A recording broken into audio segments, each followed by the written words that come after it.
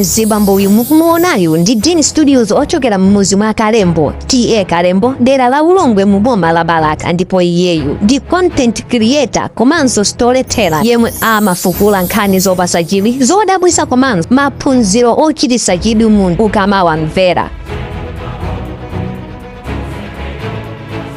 Kumano mafunso nkumati ndi chani chinapangitsa munthu ameneyu kuti ayambe kuperekera nkhani zopatsa chidwi chotene. Kodi nkhani zimenezizi amazitenga kuti ndi phindu lanji lomwe iyeyu amapeza pochita zimenezizi, moyo wake wa tsiku ndi tsiku umamuyendera motani. Ndine Deen Studios, khalani pompo pomwe nkhani ikupitirira osayiwala, mukandidziwadziwamo kupanga like komanso share nkhani.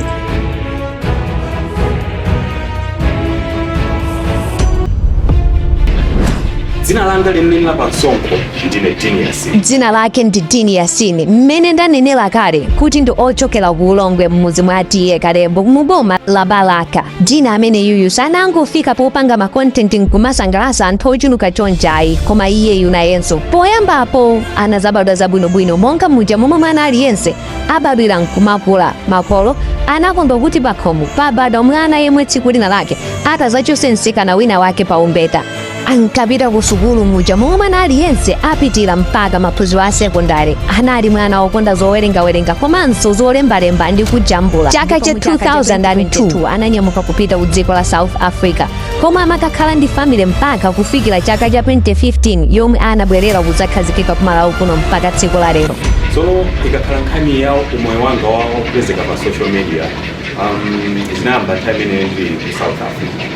And anthu ambiri ankakondana kuti mwana uyu wanzeru kamba kuonena kuti kakonda mwina amawerenga mabuku aja kwambiri, ma-prophecy books, zimene zimandipangisa kupanga gain knowledge. Then mapezeka kuti even ndikati mwina ndikhale ndikuweruza nkhani, anthu amanati mwana uyu upangiro umene uchokera mwa iye is so powerful, chimene chinandipangisa like kukhala ndi malingaliro ona kuti ndi mmene anthu akunenera at least ngati akuti ndili ndi wabwino mwina ndakwanisa kufikira anthu ochuluka especially pa social media. Mu chaka cha 2015 atafika ku Malawi anajambula komedi yomwe munali ziphunzitso zokoma kwambiri, ndipo kunali kuyamba kujambula filimu yotchedwa Ndikwatirana Naye Mulongo Wanga, koma zovuta zinali zochuluka zedi. Inu mukudziwa si chinthu chophweka kuti dziko lifike munthu pokudziwa. Ndi filimu imeneyi anadziwikako pang'ono ndipo mpaka zinapangisa kudziwana ndi anthu osiyanasiyana mwa ena monga achina Defao yemwe ankakhala ku Blantyre. Nthawi imeneyo ankadziwika bwino ndi kupanga ma collection ndi kutukula anthu omwe anali ndi luso kuphatikizapo oyimba osiyanasiyana. Choncho anapanga mgwirizano ndi Deen ojambula filimu ina yotchedwa Mapasa momwe munali Defaoyo komanso Deen Yasini. Filimu imeneyi yomwe pa nthawiyo at least inagulitsidwa paja pa nthawiyo. Kugulitsa kwa zinthu izizi kunali madiski, ndipo anthu angapo anathandizirapo kuphatikizapo Akila Entertainment yemwe anali paunzake ndi Deen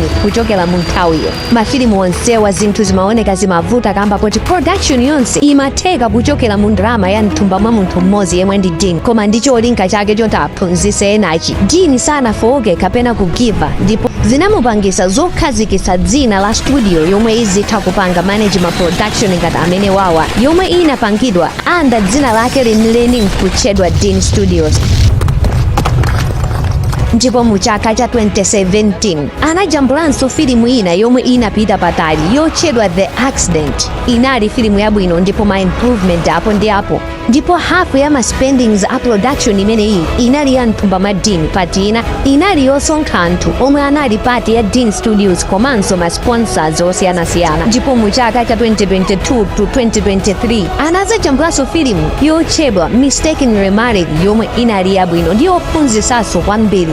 Kuchokera apa Deen anaganiza zobweretsa njira ya changu yomwe ingamaperekere chiphunzitso pa anthu mwachangu potengera kuti kujambula filimu potenga nthawi komanso ndalama zochuluka. Choncho kuti filimu itulukenso ina pazitenga nthawi, choncho anabwera ndi plan yanga inaliona kuti ngalola likulu pa social media ndi Facebook.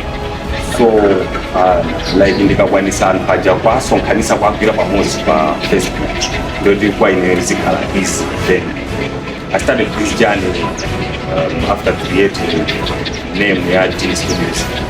zinandipangisa kuyamba kulenga ma content post kuchira 5 minutes.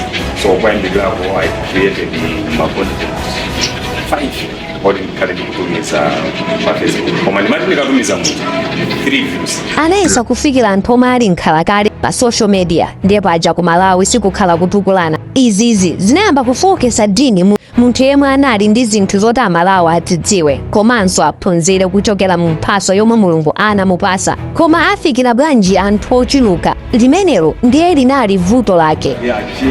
Not an effort, you're not, no, let me just give up. If any other one is to be there on social media, figure out what to look. So why not me? Nalenga ma content 10 or weeks. I mean, that's part of the every day. Ma content.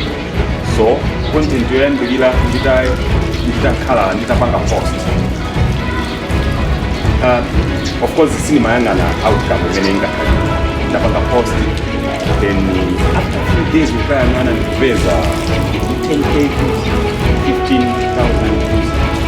To make it this is the way and now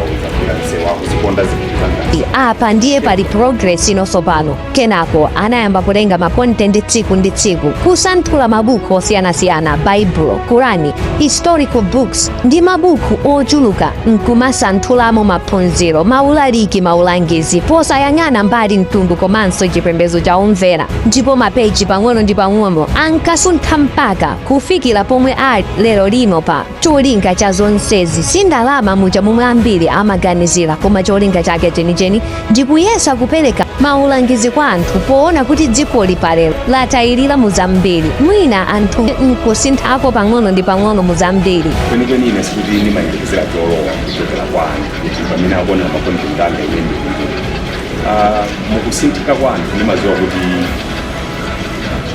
upangizi wanga umene ndimapasa sikuti ndiwachabe ndiwabwino. Akasinthika Mulungu asangana choncho malipiro akulu amene ine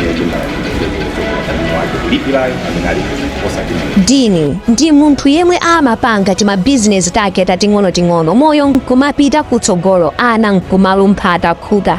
Deen nkhani zomwe amaperekera ndi zokhazo zomwe zili ndi maphunziro mkati mwake, kamba ka target yake ya social media. Ali ndi anthu ena omwe amamuthandizira kusaka nkhani monga ku South Africa, Tanzania komanso ku India, ndipo zina zimachokeranso m'mamedia ena omwe ali odalirika. Ukakhala moyo wake wa pabanja, Deen nayenso ndi munthu.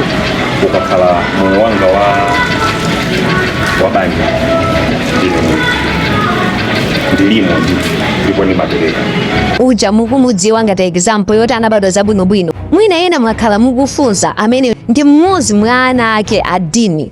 Cholinga chake chachikulu ndi kufalisa chikondi, mgwirizano, chilungamo pa wina aliyense ndi kulimbikitsa kuopa Mulungu, ndipo goal yake ndiyoti azakwanise kufikisa uthenga wake kwa wina aliyense m'dziko lonse lapansi. Palero Deen ali ndi omuthandizira, kamba kuti ntchito yopanga ma content amene wawa ndi yayikulu choncho. Ena amasaka nkhani, Deen amalemba script, kupanga record voice, ndipo kumbuyo kuli omwe amapanga edit, kupanga generate ma pictures, iye ndi kupanga ma finishing ama videos. Kenako ikufikireni inuone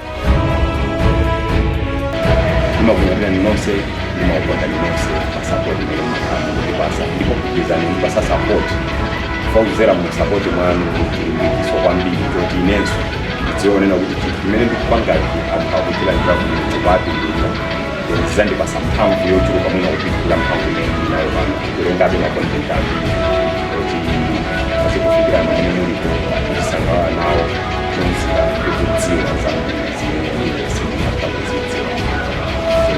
pamapeto pake osayiwala kupanga support Deen Studios popanga follow komanso share Deen Studios kuti anthu naonso amene asakuidziwa aidziwe. Ndimakunyadira ninonse ndipo ndimakondwa ndi support yanu.